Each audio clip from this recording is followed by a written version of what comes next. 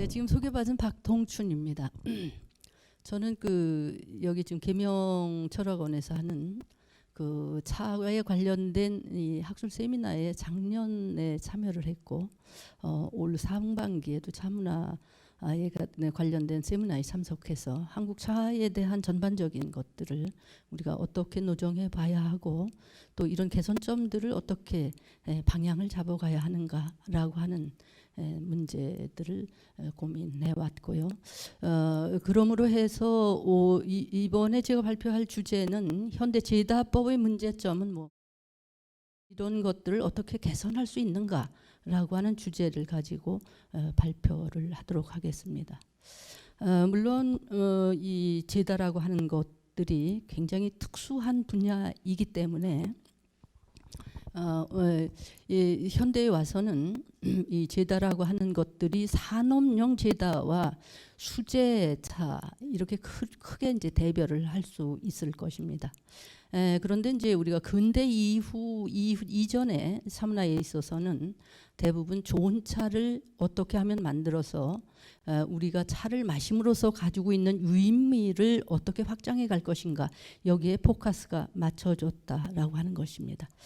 이게 우리가 알고 있듯이 우리나라의 차문화는 외래에서 들어온 중국에서 들어온 외래 문화입니다.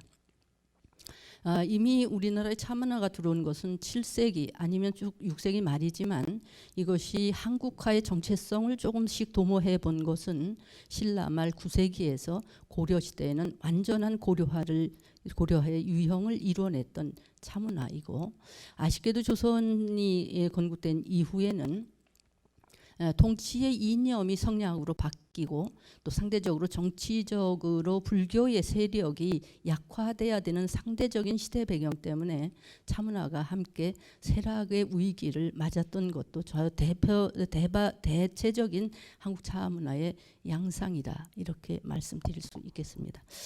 그런데 이제 특히도 이 제다에 대해서 우리가 신경을 써야 되는 이유는 신라에 들어온 차이든 아니면 고려가 자신의 차문화의 정체성을 확립했던 시기이든 아니면 조선 전기에 고려의 차문화의 유습을 그대로 담론한 차문화를 유지했던 시대이든 조선 후기에 초이를 비롯한 경화사족들에 의해서 차문화가 다시 재복원됐던 또 다시 표면으로 올라왔던 시기이든 근현대에 이르러서 다시 쇠락기를 맞으면서 1970년대에 차문화 운동이 보급된 이래에 차 문화의 형성의 기반은 바로 좋은 차라고 하는 것입니다. 그렇기 때문에 좋은 차를 얻기 위해서 우리는 제다라고 하는 공정 과정을 통해서 그 결과물을 얻은 것이고 이런 것들은 바로 중국에서 익히 담론됐던 것들을 신라의 선종의 승려들이 들여와 가지고 왕실이나 귀족들 그 다음에 나중에는 고려시대에 와서는 의대화되거나 관료문화까지 확산되면서 이미 중국이 향유했던 제다의 기본적인 것이 바로 우리에게도 유행됐다라고 하는 흐름을 보인다는 것입니다. 그래서 대체적으로 이거는 개념적으로 올 상반기에 이러한 개념들은 모두가 말씀을 드렸던 거기 때문에 이런 것들은 이제 이 아까 근현대에서 차문화 운동기에 이런 양상 같은 것들도 발표가 이미 됐기 때문에 이런 것들은 그냥 넘어가겠습니다. 어쨌든 우리가 쇠락기에 우리가 주목해 보고 싶은 것은 바로 초이스님이 다신전이나 동다송을 편찬하고 저술하시면서 차에 대한 유형 특히도 제다에 대한 관점들과 이론을 정립한 이후에 이 조선 후기에서는 기존의 쇠락기의 유형의 제다법에서 조금 더 개선된 청대에 유행했던 제다법들이 초이에 의해서 다시 조선에서 재현되고 나름대로 초이차로 완성했다라고 하는 것을 주목해 보고 싶습니다. 그런데 이제 이게 그러므로 해서 이 대흥사에는 19세기에 완호 스님이나 아함 스님의 계통, 특히도 초이 스님의 제자들에 의해서 사원차의 유풍들이 근현대까지 남겨질 수 있었던 역사의 유형들을 우리가 갖게 된 것입니다. 물론 1830년경에 일본 사람들에 의해서 조사됐던 조선의 차와 문화에 기록되어 있던 모로오카 다모스와 이에디 가우즈가 조사한 차는 불해사차라든가 보림사차, 또 대흥사, 백년사, 화엄사 외에도 여러 지역의 민간에서 생산됐던 차들을 조사하고 있었지만 이때에는 이미 세락기의 덩이차 유형만 남아 있었고, 그나마 대흥사에서는 응송이라든가 범해 제자였던 응송이라든가 이런 분들이 바로 대흥사의 다풍을 이었기 때문에 초이의 초이차에 대한 원형들이 남아 있지 않았는가라고 생각합니다.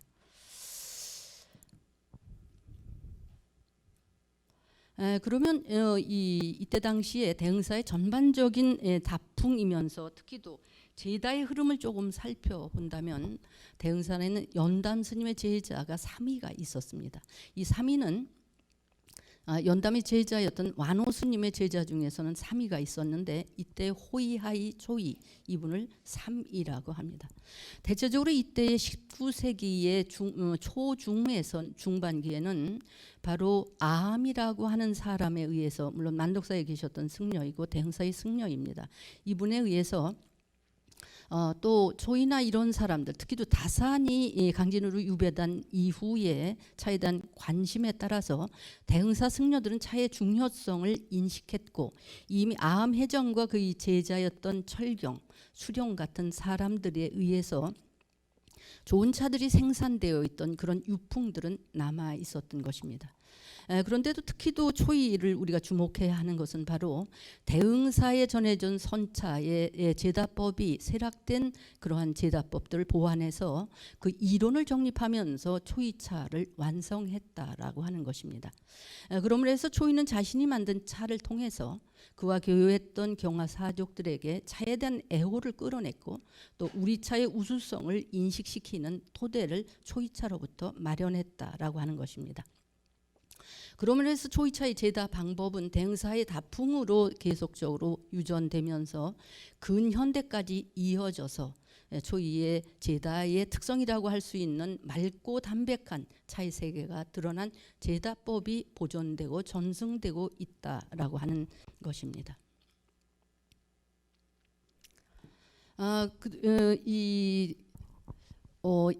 아까 이제 발표하셨던 유동훈 박사가 다산 선생께서 대흥사 사찰의 승려, 특히 또 대흥사 승려들에게 차를 가르쳤다. 이게 이제 이유연의 이마필기에 있는 기록으로 해서 그러한 주장을 하고 있습니다. 그 자료에 대해서도 일리가 있다고 생각합니다.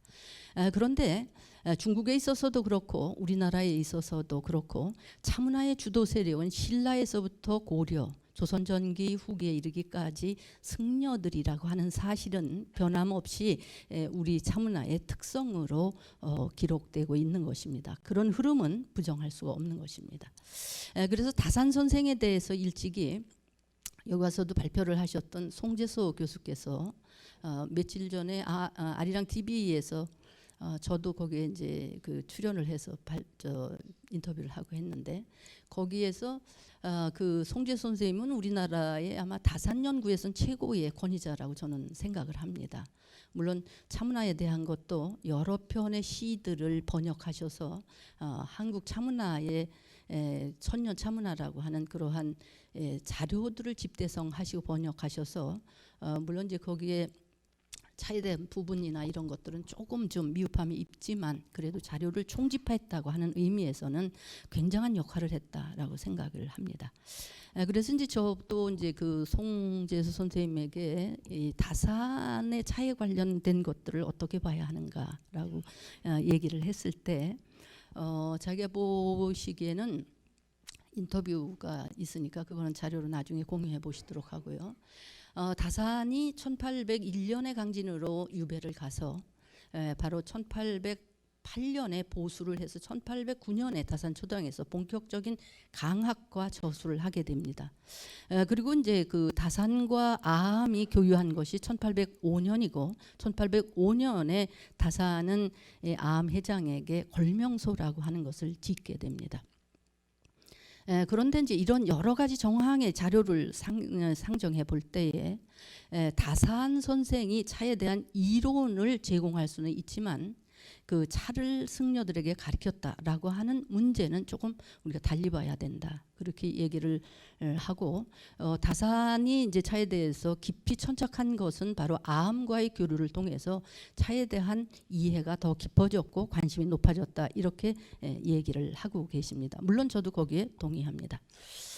그렇다면 이제 아함은 대흥사 승려로서 20대에 벌써 화엄의 대가로서 이분이 화엄을 개설했을 때 이 100여 명의 그런 승려들이 모였다고 할 만큼 아함은 차뿐만 아니라 시나 글씨나 불교의 전반에 대해서 해박한 이론을 가졌던 강사였습니다. 그런데 이제 이분이 바로 백년암, 지금은 백년사라고 하죠. 지금 만덕사, 옛날엔 만덕사고 지금 백년사라고 하죠. 여기에서 이제 차를 만들었는데 이것은 바로 체다 시기를 밝힐 수 있는 자료로는 여의당 전서인데 여기에 보면은 보리를 말릴 때다 이렇게 되어 있습니다. 보리를 말릴 때면은 대부분 5월 중순이 됩니다. 그래서 초이스님이 동다송에서 중국에서는 우전차가 가능하지만 우리는 입하 이후에 따는 것이 적당한 체다 시기라고 이미 밝혔기 때문에 바로 이 체다 시기에 대한 정약용의 이 시는 거의 시기적으로 체다 시점은 상정될 수 있는 이 두 자료를 살펴보면 대부분 입하 5월 5일 이후에 첫 체다 시기를 체다 시점을 잡았다. 라고 하는 것을 알 수 있고요. 그 다음에 또 아음의 연파 인고라고 하는 그러한 자료에 보면 답 동천이라고 하는 동천에게 답하다라고 할 때 만명이라는 내용이 나옵니다. 이것은 늦게 딴 차를 만명이라고 하는 것인데 이것이 이미 차잎이 세웠을까 생각이 됩니다. 다만 차를 만들어 좋으면 여기에서 배려라고 하는 말을 쓰고 있습니다. 배려라고 하는 말은 초살청을 얘기하는 것이고 쇠는 재건할 때의 쇠법을 썼다라고 하는 것입니다.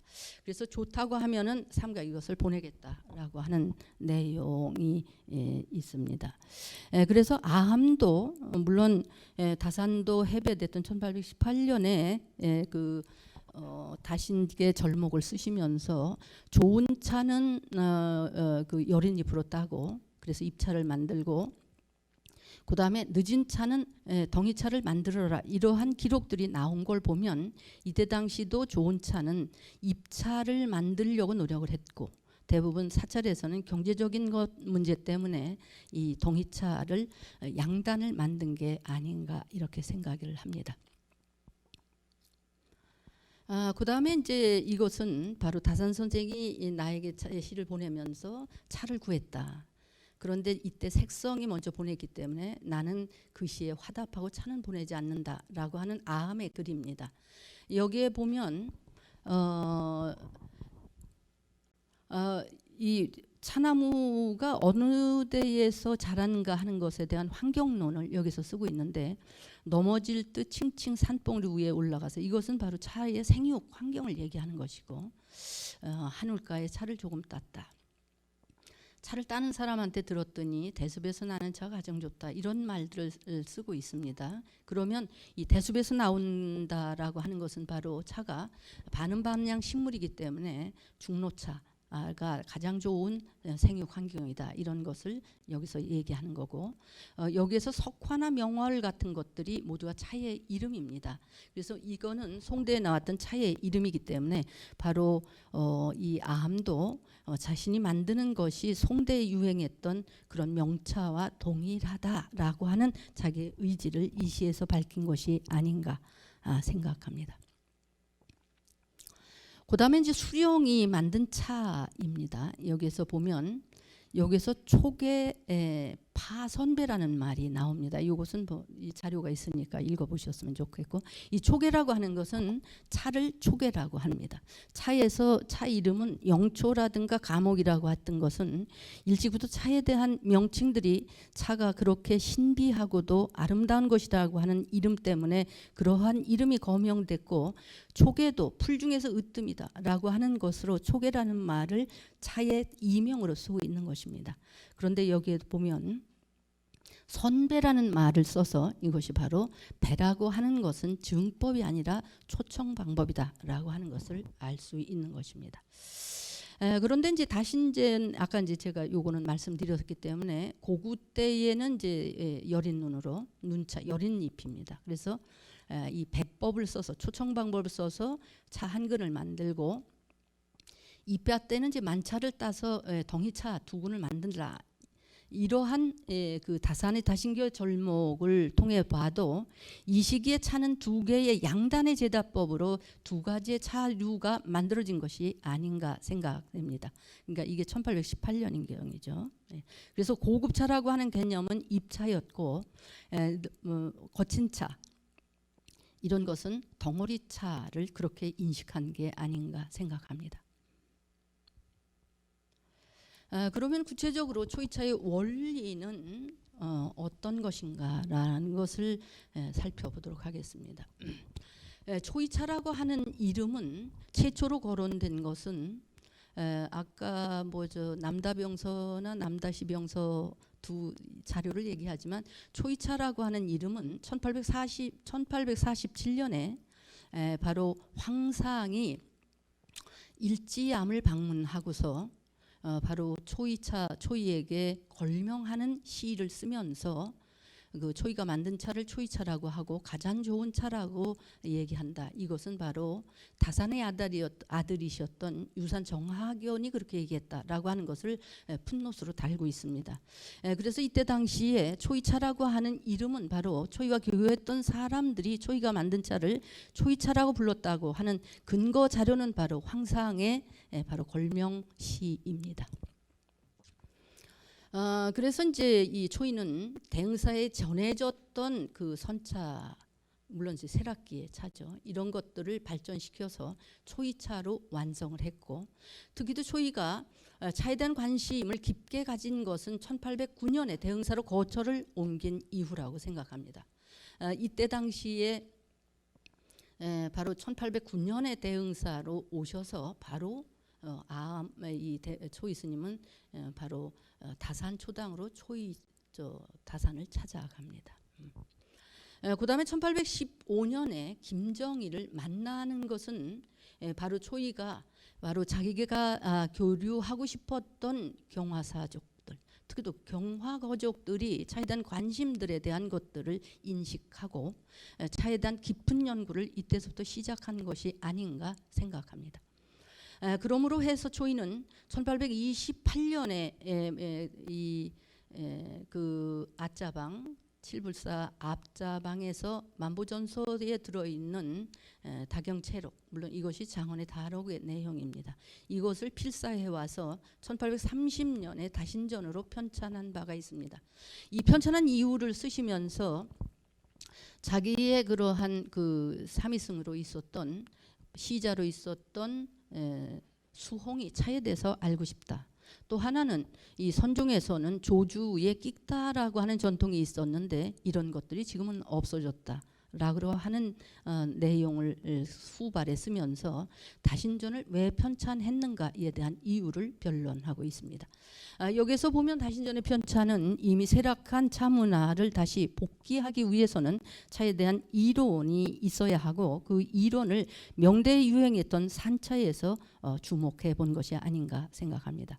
그러므로 해서 1837년에 동다송을 저술한 전반에 있어서 차문화의 전반을 소개하고 우리 차의 우수성을 피력하면서 이 외에도 제다 방법이나 탕법을 명대의 기록을 그대로 차용하고 있다는 것입니다. 그래서 저는 대흥사에서 차가 물론 덩어리 차도 만들어지고 초이 스님도 덩어리차도 일부 만들었다는 기록도 있고, 또 대흥사에서도 덩어리차를 만들었고 했지만 30년 이후에는 본격적으로 산차의 제다 방법에 지목했다라고 생각이 됩니다.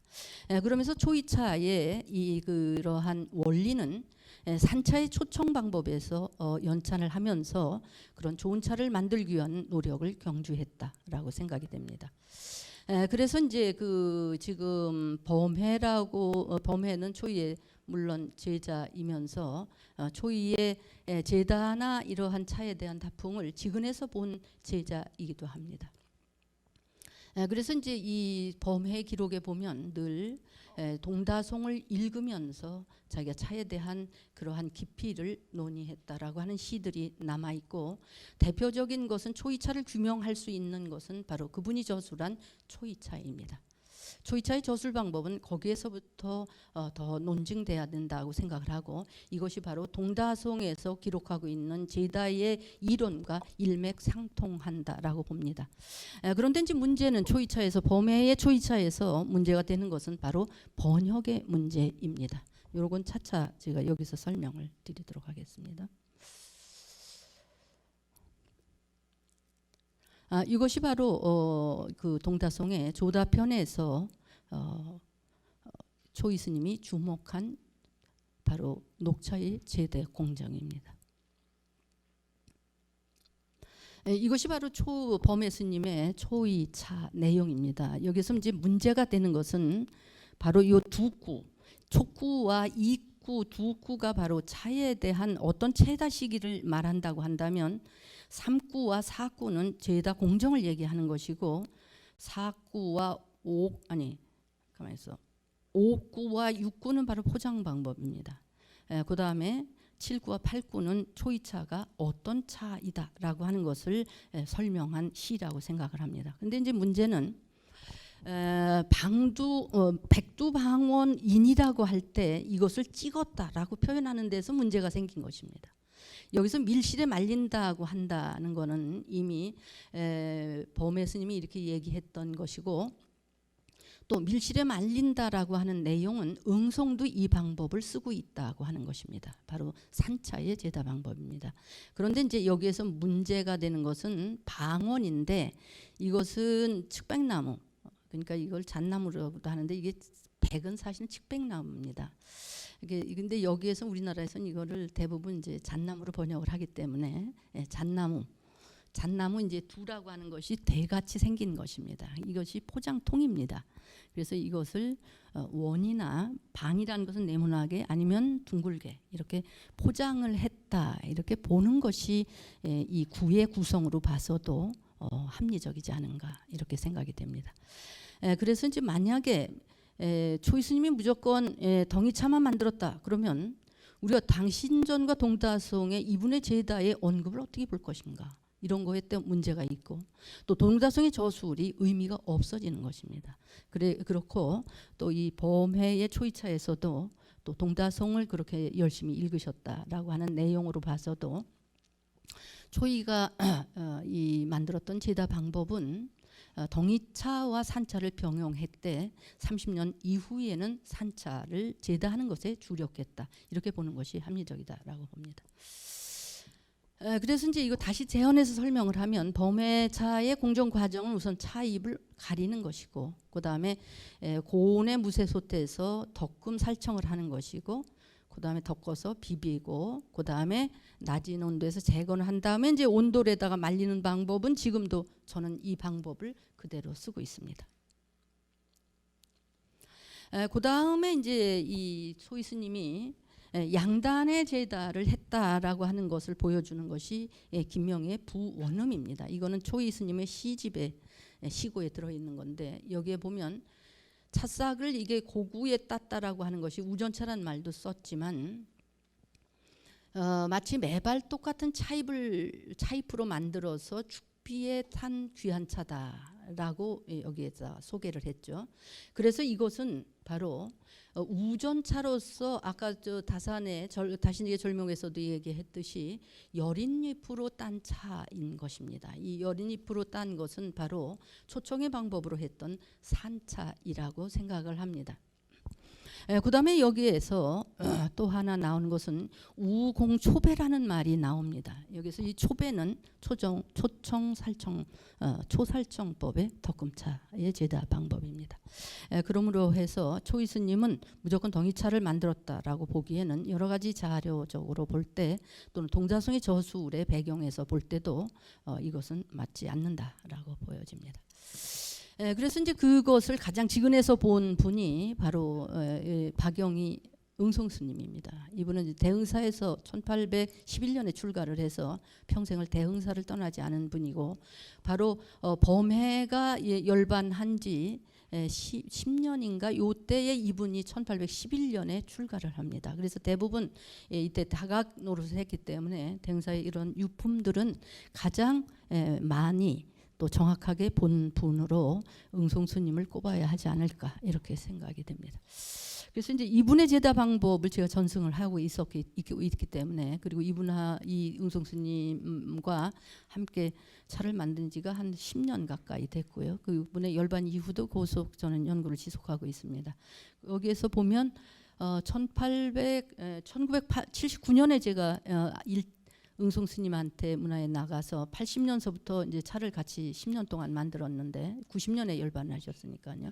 그때 이분은 가마솥에다가 차를 볶았습니다. 덮었죠. 그래서 이제 차잎을 고르고 그 다음에 대나무 솔로 만든 소를 사용합니다. 이것은 왜 그러냐면 솥의 온도가 높기 때문에 손으로 처리하기는 어렵습니다. 그래서 아마도 이것은 대흥사에서 차를 덮을 때 초이스님 때부터 이런 대소를 사용했는지에 대한 것은 정확하게 알 수는 없지만 기록이 없기 때문에 이것이 대흥사에 계속적으로 유전됐던 하나의 제다의 도구가 아닌가 이렇게 생각이 됩니다. 그 이유는 응송스님이 자신이 그 대소를 만들어서 사용했다라고 하는 것은 가능성이 적고, 아마도 대흥사에서 차를 만들 때는 대가지로 만든 솔로 이용했다라고 하는 것이 이분의 가장 추론적으로 할 수 있는 내용이고, 또 그 응송스님께서는 계속적으로 대흥사에서는 대소를 이용했다라고 하는 증언을 하고 있는 것으로 보아서 아마도 초이스님 아니면 범해스님 아니면 범해 초이스님의 제자들이나 아함도 이런 대소를 이용해서 초설정 방법으로 차를 덮은 것이 아닌가 생각이 됩니다. 그 다음에 이제 유념이라는 과정을 거치고 그 다음에 이제 재건을 해서 온돌방에 하루를 재우는 것입니다. 이것이 바로 밀실에서 차를 끝마친다라고 하는 범해 스님의 초이차와 부응되는 내용이라고 하겠습니다. 여기서는 그 제다 방법에 대한 전반적인 역사적인 맥락에서 좀 고찰을 해보도록 하겠습니다. 우선은 제다라고 하는 정의를 어떻게 해야 하는가. 물론 결론은 좋은 차를 얻기 위한 것입니다. 이런 것을 얻기 위해서는 그 차 만드는 공정이 필요하고, 이런 차 만드는 전체적인 공정을 제다라고 하는 것입니다. 그 목표는 좋은 차를 얻기 위함입니다. 그럼 좋은 차의 기준은 어떻게 어떤 것을 좋은 차라고 봐야 되느냐. 이것은 송대, 물론 고려 때나 조선 때, 조선시대 전반에 걸쳐서 좋은 차에 대한 정의를 해놓은 기록들은 무수히 많습니다. 여기에서 고려 때는 감륜이라는 말을 쓰거나 또는 청온이라는 말을 쓰거나 또 이러한 말들을 써서 좋은 차의 기준이 투명하고 맑아야 되고, 그 다음에 몸이 따뜻해야 된다. 그리고 순수한 사향의 향미가 있어야 된다. 이러한 것들은 좋은 차의 정의는 얼마든지 이론으로 우리가 증명해 볼 수 있는 것입니다. 그 자료는 너무 많기 때문에 여기서 생략했습니다. 그 다음에 이제 좋은 차를 마시고 결론적으로 어떤 우리가 몸에 그러한 효과를 얻어야 하는 것인가 하는 것입니다. 이것도 기록에 너무 많습니다. 우선 심신이 안정돼야 되고 쾌활해야 된다. 그리고 원활한 몸 상태가 유지되어야 된다. 이것이 뭐 정신이 맑다든가 몸이 그런 그 깃털처럼 가볍다든가 이런 것들이 바로 좋은 차를 마신 이후의 몸의 변화라고 하겠습니다. 그러면서 차를 마시게 되면 이것은 뭐 노동의 질환다가에서도 그 이후에 많은 차를 마시고 그 즐거움을 노래했고 차에 대한 유의미를 상정했던 많은 시에서도 적대던 피로감이나 탁한 기운을 배출해서 몸 안에 맑은 기맥을 흐르게 한다라고 하는 것이 좋은 차의 유용성이라고 하겠습니다. 그러면 이제 이 제다 공정에서 물론 유구가 병차를 만들었던 것은 바로 이 병차의 제다 방법을 확정했기 때문에 송대의 이러한 명차들이 바로 연차라든가 연고차라든가 연고해서 백차를 만드는 이런 훌륭한 제다법들이 나올 수 있었던 것이라고 생각합니다. 물론 제다법의 변천에 있어서 중요한 것은 그 시대 사람들이 요구하는 기호와 또 자연 환경입니다. 물론 이 사람들이 그 시대마다 요구했던 차맛의 품질이라고 하는 것, 색향 기미라고 하는 그런 것들에 대한 것은 차에 대한 인식과 정신적인 그러한 그 지향성이 고조되면서 제다에서 요구되는 좋은 차의 조건들은 조금씩 더 발전됐다고 생각을 합니다. 그래서 이제 이러한 제다 방법들이 훌륭한 제다 방법들이 나왔다고 생각됩니다만은 가장 중요한 것은 차에 있어서 우리가 산차에서는 초살청법이라는 세청법이고 증법에 있어서는 어떻게 찌느냐 하는 문제입니다. 그래서 초유이 스님은 그거에 있어서 중정이라고 하는 그러한 언어를 쓰셔서 차가 너무 익지도 않고 덜 익지도 않고 또 가장 적합하게 익어야 한다. 이런 말씀을 하시는 것입니다. 그래서 잘 만들어진 차라고 하는 것은 달고 향기롭다라고 하는 것이고요. 그 다음에 이제 이러한 차의 방법들은 제다 방법이 시대마다 조금은 변형이 됐습니다만은 달고 향기로운 맛과 향을 내야 된다고 하는 것, 그리고 그 차를 마셨을 때 우리 몸에 유용함을 주어야 된다고 하는 목표와 가치는 공통적이다라고 하는 것입니다. 그러면서 이제 차를 찌는 방법이나 이것은 이제 그 우리는 고려 시대의 제다의 방법론들이 서술되지는 않고 다만 시문에서 이러한 제다 방법의 그러한 공정들은 얼마든지 유출이 가능한 시문들을 가지고 있습니다. 그런데 이제 더 직접적인 자료로 황유의 품다요록에서 보면 차를 만약에 덜 익히게 되면 복숭아씨 냄새가 난다든가 또 만약에 잘 익히게 되면 맛이 달고 향기롭다. 이렇게 정의하고 있다는 것이죠. 그래서 너무 오래 찌거나 그다음에 탄 냄새가 날 때 어떠한 문제들이 생긴다. 이런 것들을 아주 세세하게 기록하고 있습니다. 그다음에 이제 이 사호차서의 다소에서는 17세기, 16세기에 나온 이 기록에서는 이 차가 내향으로 분류되면서 이 향에 대한 문제가 주목되면서 이 덕금의 방법들을 이렇게 서술하고 있습니다. 여기서는 바로 차가 덕거지는 정도에 따라서 차가 향기가 난다. 그래서 그 덕는 정도의 감지는 향으로서 감지해야 된다. 이러한 구체적인 제다의 공정 과정이나 방법들이 서술되고 있다는 것입니다. 요거는 이제 그냥 휘종의 대관다론에서 이것은 이제 휘종이 그러한 이분의 그 어떤 기호나 차에 대한 안목이 굉장히 높았던 분이기 때문에 연고차라고 하는 백차의 시대를 열어서 바로 차가 하나의 예술로 등극하는 그러한 문화를 이룩한 분입니다. 물론 휘종에 기호했던 이 백차는 고려 사회에서 12세기, 13세기에서도 유행했습니다. 그런 것들이 기록들에 다분히 남아 있습니다.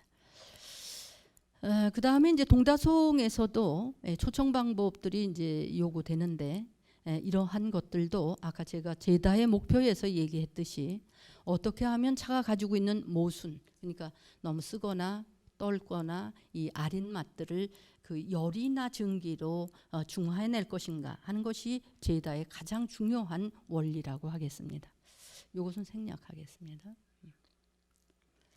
그런데 이제 이러한 제다 방법에 의한 정의가 바로 초살청 방법의 산차를 만드는 제다 방법이 초기에 의해서 연구되고 그 유형들이 만들어졌는데, 우리는 아쉽게도 근현대의 차의 다래나 이런 것들을 이창숙 교수가 앞에서 발표하신 대로 우리는 근대의 그러한 문화의 그런 역동성이나 이런 것들이 근대화 과정에서 다시 차문화가 사라지는 위기를 겪게 됩니다.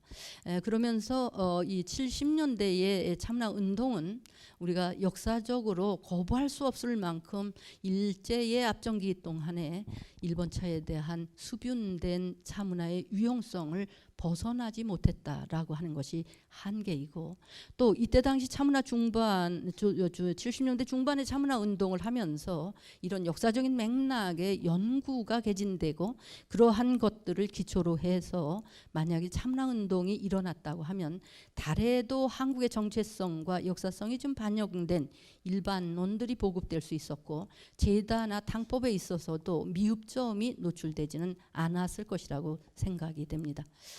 그러나 이러한 다래가 문화 유형으로서 담론되고 이러한 차문화 운동으로 확산됨으로 해서 이런 미흡점을 안고 있었지만, 우리가 차를 현재에 우리가 논할 수 있었던 그런 기반적인 토대는 이분들의 노력에 의한 것이다 라고 하는 이분들의 공로는 잊어서는 안 될 것 같습니다. 그래서 이제 특히도 이러한 문화운동기에 다래와 차가 예와 함께 이렇게 융합되면서 물론 시대적으로 이런 것들이 보여지는 그러한 그 유형들이 유행됐던 것도 이유가 되겠지만, 그 차가 식혀서 탕법을 만든다든가 탕을 낼 때 물을 식힌다든가 이런 것들이 원론적인 탕법에 있어서는 상당히 미흡점이었다는 것을 그때는 알지 못했다는 것입니다.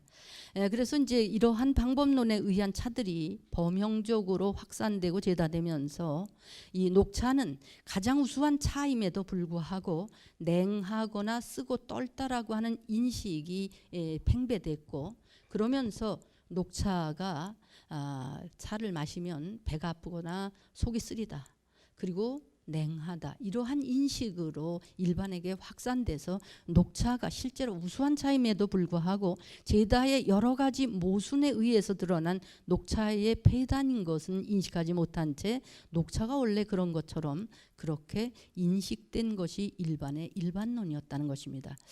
이런 것들에 대한 것들이 나오게 된 것은 아까 열거한 대로 우리가 이러한 것들에 대한 문화의 유형이나 역사적인 맥락, 그 다음에 제다나 탕법을 우리가 좀 문헌적으로나 이 연구를 통해서 개진되지 못한 것에 대한 한계다라고 생각이 됩니다.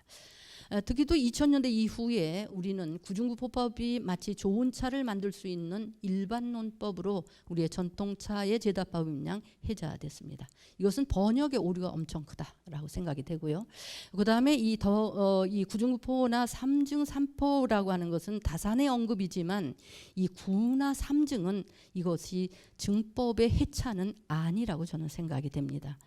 그래서 이제 이것이 뭐 9번 덮고 말린다 이렇게 그 번역됨으로 해서, 그래서 그 초청을 여러 번 솥에다 넣다가 뺐다가 이렇게 되는, 그래서 여러 번 차솥에 넣는 것이 좋은 차인 것처럼 돼서 녹차가 가지고 있는 뜰분 맛이나 냉한 냉성, 그 다음에 떫은 맛을 극복하지 못하고 차가 굉장히 혼탁하고 탁해지는 경향을 드러낸 것이 지금 한국차의 큰 문제점이라고 저는 생각이 됩니다. 물론 이 방법들은 다산이 잘 기록에 의한 것으로 이분이 많은 당송대의 기록을 봤기 때문에 이 구중구포에 대한 문제나 삼증삼포는 숫자의 문제보다는 구중은 아마도 숫자라고 하는 개념의 문제가 아니고 유구의 다경에 군한 중에 9이라는 글자를 쓴 게 아닌가. 만약에 이게 구중을 그냥 9이라고 하는 글자로 본다고 하면 이 구를 좀 그 양기가 충분히 드러날 수 있는 살청을 해야 된다, 이런 정도로 번역하는 거가 옳지 않은가 이렇게 봅니다. 저는 이제 제다나 이러한 것들을 오랫동안 연구한 사람으로서 이것은 병차나 그다음에 단차나 연고차에서 이런 삼중 상포법은 없습니다. 왜냐하면 중국의 차에 있어서나 우리가 차를 만드는 거에 있어서 대엽종이나 중엽종, 소엽종의 엽상의 차이 때문에 그것을 발효하거나 반발효하거나 청차류로 만드는 것이지 공정 과정에서는 모두가 공정 과정 같습니다.